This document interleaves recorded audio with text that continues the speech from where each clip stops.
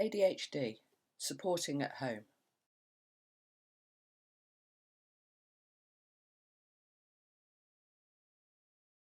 Although you won't be able to get rid of the core symptoms of ADHD themselves, what you may be able to do is impact the effect of those symptoms. So working with your child to support them aims to reduce the effect of the symptoms rather than to get rid of them completely. The first thing to do is to cut down as much as possible the stress and anxiety in your child's life, because those will mean that the child is more able to cope with day-to-day living and keep their focus on trying to manage their symptoms. Because your child has difficulties and because ADHD is a disability, you need to take extra care so that you can support your child in your relationship together. This means putting some extra time and attention into being with your child, enjoying things with them, having fun. You will be there throughout their lifetime, which is very different from a teacher or another professional that they may come across. So their relationship with you is absolutely vital. It's important that you talk to your other children, your child's brothers and sisters, about what ADHD is so that they can understand it and so that they don't feel resentful towards your child with ADHD. Inevitably, having ADHD means that you get into trouble more and that it may affect other people in the family because the family has to work out what sort of things they can manage as a family. So it may be some trips or events aren't really suitable for you because you've got to take a child with ADHD with you. This is really important to talk to your siblings about. This is really important to talk to your other children about, and also to make time for them so that they don't feel so resentful towards the child with ADHD. They may also feel very protective and look out for them at school, particularly in the playground, so you need to be careful that they don't feel responsible for everything their brother or sister does.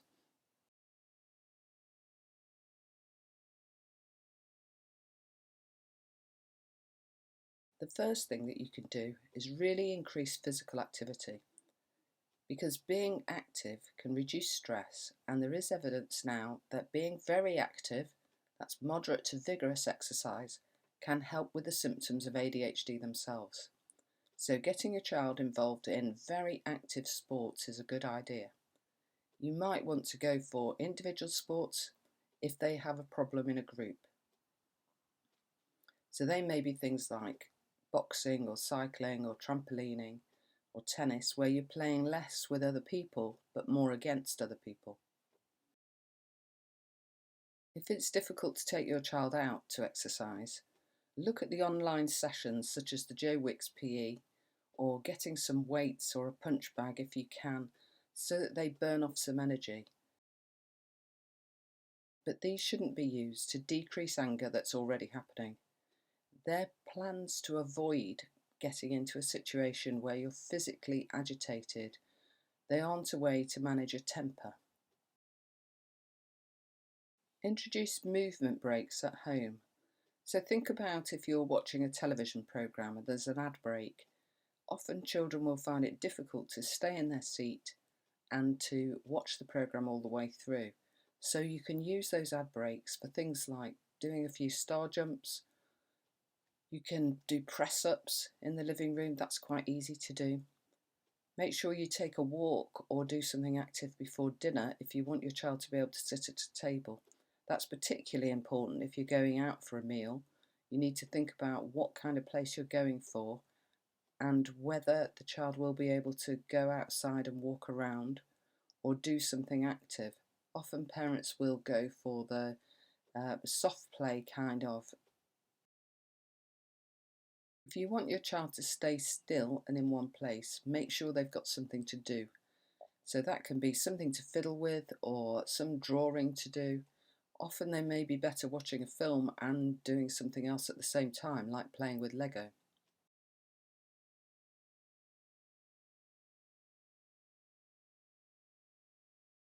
One of the biggest risks of ADHD is that the child gradually learns that they get into trouble all the time, and they start to become despondent and upset about the kind of person they are. So you really do need to address this as a parent. Now, the biggest thing that you can do is really actively support the development of any strengths and interests in activities that your child shows. You need things that will suit their personality, but don't be put off by letting them experiment with things that won't. So if they want to go to chess club, let them go. You know that means sitting down quietly and waiting a long time for a turn in a game. For them, they need to find that out for themselves, but don't discourage them from giving it a try, because it may be that they find that interesting enough to put in the effort and they can do it. Get them involved in as many physical sports type clubs as you can, and you might want to go for the exciting things rather than the ordinary things.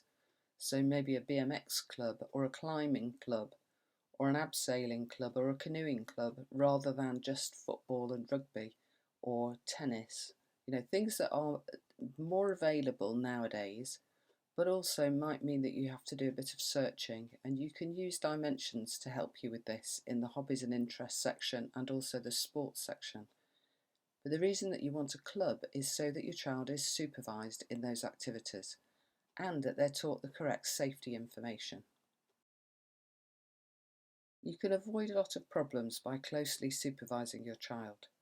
So when they go to these activities, you stay there and watch and encourage and praise them for their efforts. That can mean that the child is supervised safely in a club, but also that you're building on their self-esteem because you're giving them feedback afterwards, tell them what a great job they did. Safety is a big issue for children with ADHD, so make sure you're very active in teaching safety for roads, but also for activities. So make sure that you wear bike helmets, make sure that you demonstrate that you wear a bike helmet too. Make sure that you ride properly on the road and you teach your child to do that.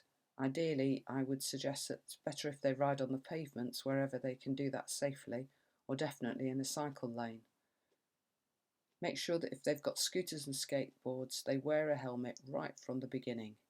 And you might want to invest in some knee pads and elbow pads because probably they're going to fall off more than average.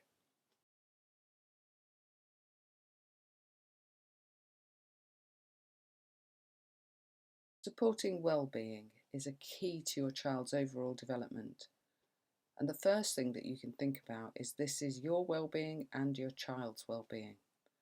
So make sure that you don't blame yourself for your child's ADHD, particularly for things that they might do when you're not present.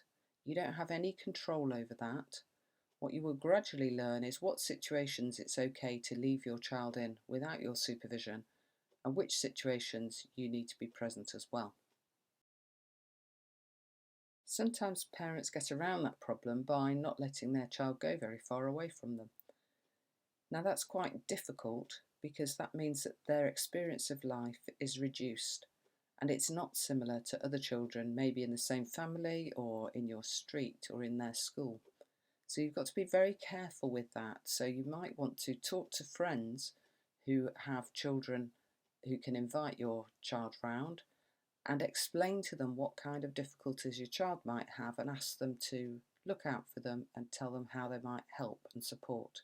That applies to relatives as well.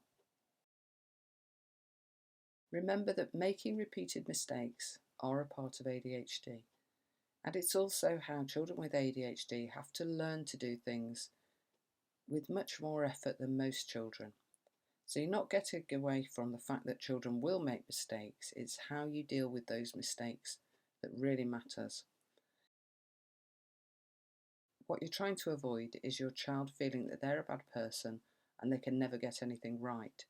So you're trying to avoid as many mistakes as possible, and when mistakes happen, you deal with them well.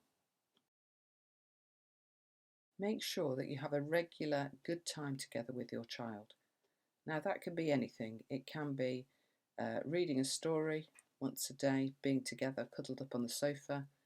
It can be that you play Lego together. It can be that you go for cycle rides together.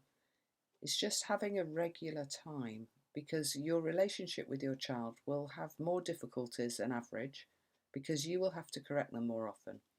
So, what you want to do is build a relationship that can handle those problems that you're going to have to face. So, the relationship has to be very, very strong. Make sure that you celebrate successes that your child has.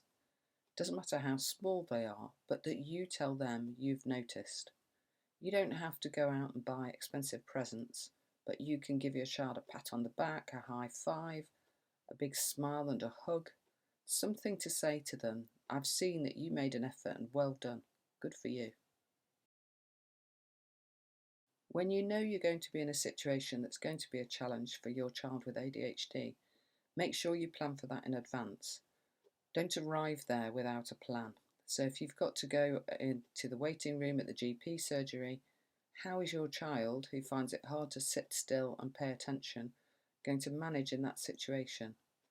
What you might find they do if you don't plan is they'll wander around the room, they'll be up and down, they'll constantly ask you what time you're going in. They might talk to people you don't want them to speak to, or they might comment on other people because they need to be entertained and actively engaged in something. So parents of children with ADHD have to take a sort of bag of stuff around with them much longer than most parents. Most can abandon that quite quickly. By the time the child's 9, you don't need to take it anymore. For children with ADHD, you really do. And you might need to have some toys in there, some colouring, some drawing stuff, a game that they can play. Something like that that's very easy. A pack of cards are a great thing to take because it's very easy to play a quick game. One of those times might be when you go out for a meal with a family. So during that waiting time for your food to arrive, what do you expect your child to do? Either you engage them in conversation by having quizzes as a family or something like that that you can all join in, or you make sure you've got your bag of stuff that they can get things out and entertain themselves. Keep an extra eye on your child and watch out for any increases in stress. You might notice that the child isn't eating as well as usual, or sleeping as well as usual, or seems more agitated and irritable, or tearful. When those things happen, you need to problem solve and work out what it is that's bothering them. You'll only be able to do that by having a chat with them and maybe with their teacher, or another close friend who sees them a lot, or a grandma or granddad, and try and work out what's causing the problem and then problem solve with them about what the options are for solutions.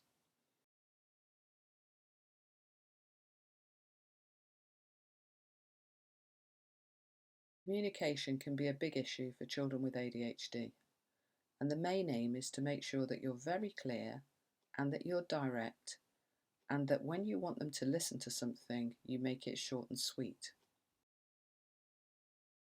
The first thing, and quite an easy thing to do, is to make sure you put your child's name at the beginning of the sentence if there's something you want them to pay attention to. So the example on here is, "Pal, get your shoes."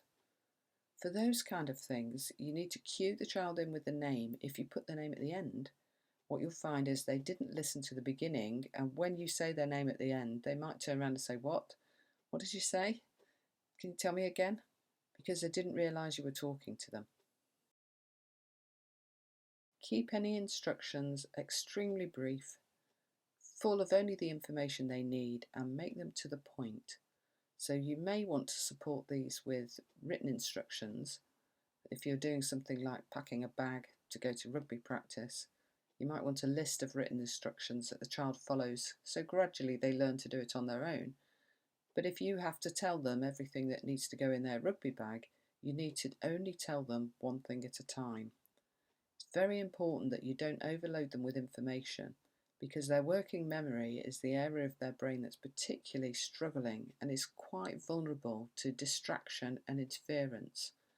So giving one instruction at a time means that you keep your information much briefer and you're only saying what you need to say, and then they follow the task, and then you give them the next instruction. Be willing to have to repeat instructions. You're not repeating them because your child didn't care about you or what you're saying, or they didn't think you were important, or that what you're talking about doesn't matter. It's not like that. You'll have to repeat instructions because they didn't listen well enough, because they've got ADHD. They've got core problems with paying attention and keeping the attention on information when they don't know whether or not it's going to be either interesting or useful to them. And if they think it isn't useful, their attention is likely to be even more fragile. So be willing to repeat instructions for chores, for getting ready for school, and try your hardest to hide your frustration. So better if you say, yes, I need you to get your shoes now, rather than, I've told you 100 times, you know this routine, you should be able to get your shoes by now, you're 10. That's likely to cause stress, and then their memory will be affected even more. So better if you can smile and say, yes, it's shoes next, and carry on.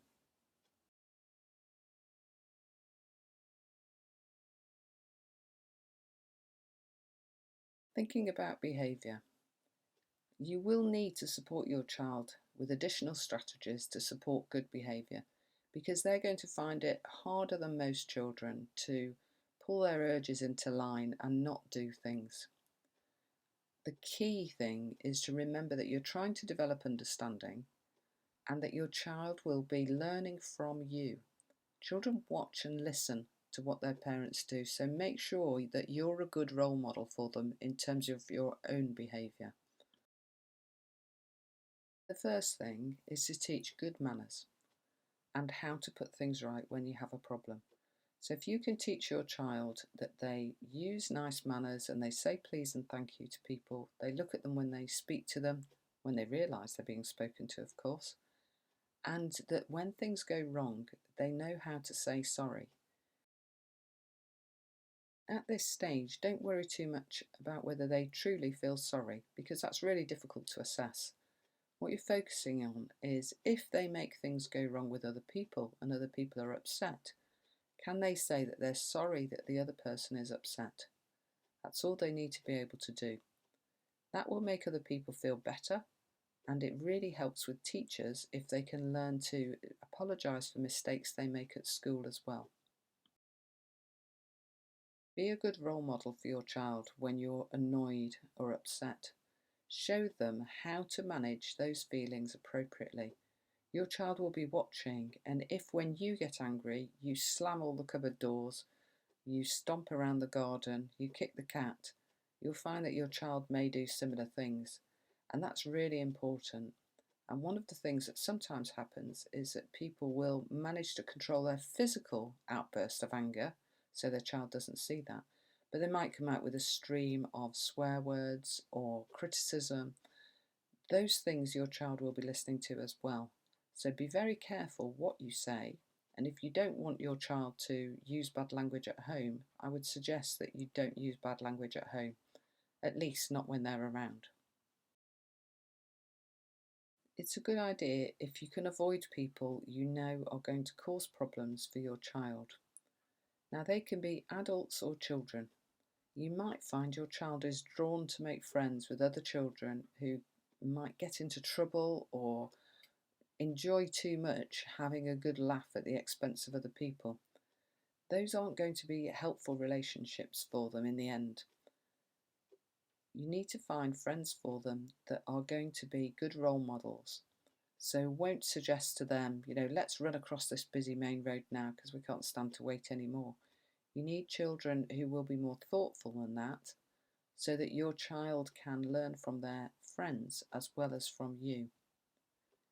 There may be adults that you want to avoid as well. So adults who will be risky. So if you go round to your family's house and the uncle is always getting drunk and coming in and having a big laugh, and then your child gets overexcited or silly or scared by that, try to avoid that situation. Make sure your child knows what the boundaries are in your house and when they are with you, so that they are aware of what the limits are. Now, this doesn't mean that they will keep to those limits, but they will know what they are. And what you're aiming here is for your child to be brought up to know appropriate behaviour in a family so that when they have children, they're able to do it then. So you encourage awareness of the boundaries, but accept that your child with ADHD is going to probably break those and push them more than your other children. The other thing that you really want to encourage is an understanding of the way their behaviour affects other people, but to try to do that without criticising them. So if you can say, it's difficult for grandma when you roll all around her floor because when she gets up to walk to the kitchen, she might trip on your toys or trip over your legs.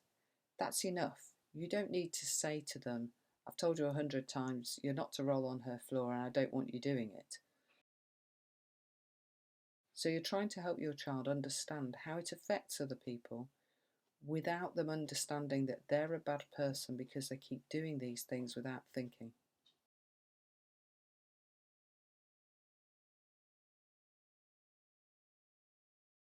There are some really good behaviour programs that will help with ADHD impact. What they won't do is change your child with ADHD to be a child without ADHD. That isn't going to happen. You can find a lot of the information about these on Dimensions of Health and Wellbeing. You can Google that, and if you put in Coventry or Warwickshire, you should come to the website quite easily, or you can find it from the RISE website. What Dimensions will have is information about local and national supports. There are lots of local programs to help you with your child's behaviour. So the positive parenting is freely available and you get that through the family hubs or social care or early help. The Solihull approach is used a lot in Warwickshire and the Incredible Years is available for some children. All of these will reduce the likelihood of additional problems, but they won't get rid of ADHD itself. However, it's the additional problems that cause the issues quite often. So it's very well worth having a look at these programs. The Lives in the Balance website has a really good free approach to use. You can watch all the information in videos, all the paperwork you need is there, and what you will do is learn a way of understanding why your child has these difficulties and how you can address them through a collaborative and problem-solving approach rather than an instructional and controlling one.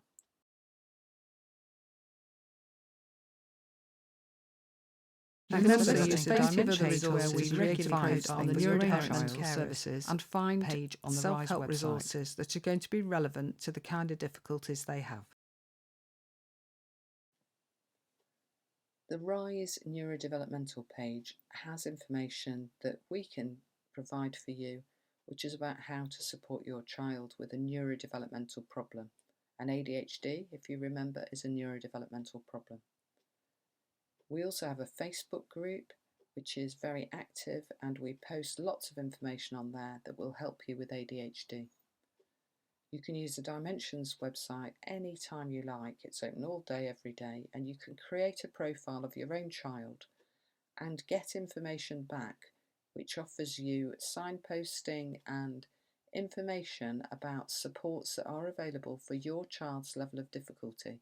So if there are two children with different levels, they won't get the same information back from their Dimensions.